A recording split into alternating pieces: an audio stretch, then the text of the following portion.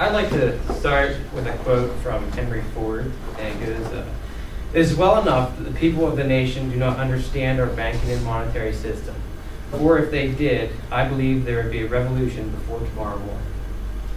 Henry Ford was talking about the United States Federal Reserve System, which is tasked with safeguarding American monetary supply and the economy in general. But how do they do this? Well, they have two main powers. The first power that they have is fractional reserve banking. They're able to set the rates. An example of what this is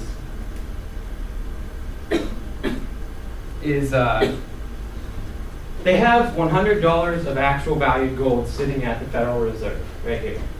They say that the fractional reserve rate that they need is 10%. So they take that $100 of gold and they put it in their vaults. Now what that means is that if somebody comes in and they want their money back, their deposit, they have 10% of what they have loaned out to the total base on hand to give. So they take this actual $100 of gold, they put it in, and then they take it to the banks, the commercial banks, and they turn it into $1,000 because they only need to back 10%, right? Well, now the commercial banks can do the exact same thing. So they take the $1,000 they get from the Fed, it moves over to their vaults, and they put out 10 times the amount into the forms of loans. And this money circulates and eventually causes inflation. That's the first power that the Fed has. The second power they have is buying and selling government securities, which you've probably all heard of.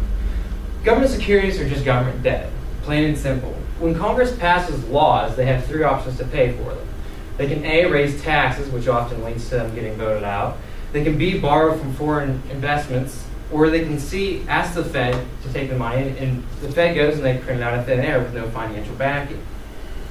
This causes inflation because as they get the money from the Fed invests in this debt, and the money that the Fed prints goes into circulation. What that does is it creates more money available for people to pay, so the interest rate is lower. It's easier to get money. What happens after that is that after they sell off these debt, the interest rates go back up. That's how they manipulate the system.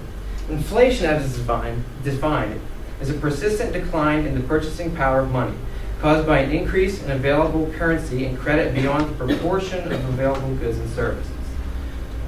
Initially with inflation, you see an economic boom. Things seem great, You have $2 instead of $1, but eventually this bubble bursts, and we've all heard that term before. What that is that's the economy catching up with the pretend money that's been flushed into the system.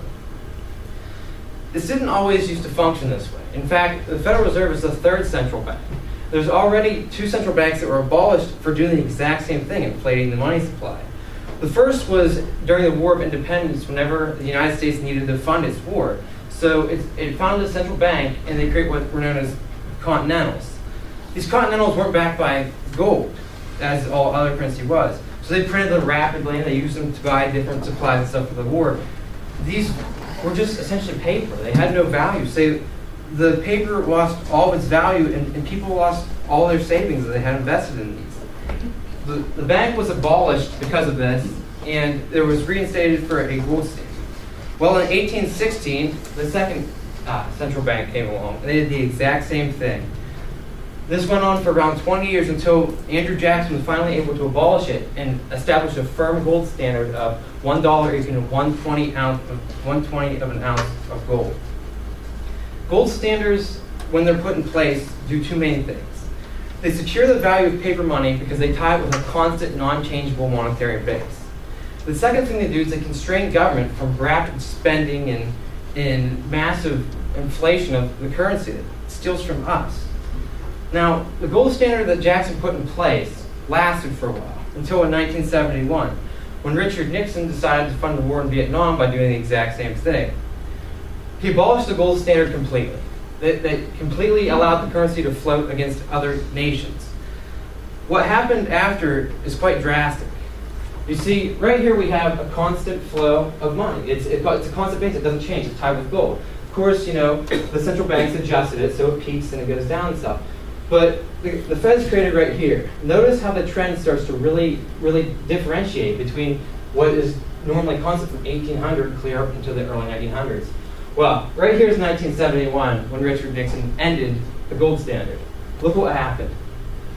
This shows consumer price indexes. And what a consumer price index is the average value that an American household pays for consumer goods and services. So these services are going along, and they're about constant. They're about the same constant because they maintain their value. But once the currency they were using to pay for it was pulled away from its grounding value, they skyrocketed. And that's not the only example. Look at the value of the dollar.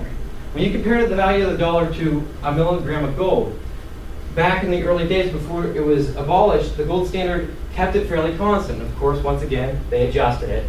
Until 1971, when Nixon pulled away the constraining chains, and it dropped. This means that you're losing money. You might have that paper dollar bill, but it's not worth what it was 10 years ago. What we need to do to correct this problem is really self-evident. But first, why is it important? How many people here had breakfast before they came here? How many people that sometime this week are going to spend money, right? We all do. We rely on money. The average American, in fact, spends $136 a day in expenditures. If we rely on a sound monetary system to do this, which we try to, it's the only way we can acquire the things that we need to sustain our lives, like food and water. We don't grow gardens in our backyards outside of our dorms. We need to be able to exchange value for what we need to live. What we essentially need to do is abolish the Federal Reserve. But that comes with educating others as to what happens with the Federal Reserve, the process they go through. You have to vote for change. You have to seek out the government officials who understand the system and are seeking to change it and correct it and stop our nationally growing debt. And the last and most important thing is to re-establish the gold standard. We need to learn from history, and the Fed is the third incarnation of the central bank. The first two did the exact same thing. They inflated the money, they were abolished. We need to abolish the Fed. I'd like to end with what Thomas Jefferson once said. He was an early proponent of sound monetary practices. And part of his quote is that if the American people ever allow private banks to control the issue of their currency, first by inflation, then by deflation, the banks and corporations that will grow up around will deprive the people of all property until their children wake up homeless on the continents their fathers conquered. Thank you.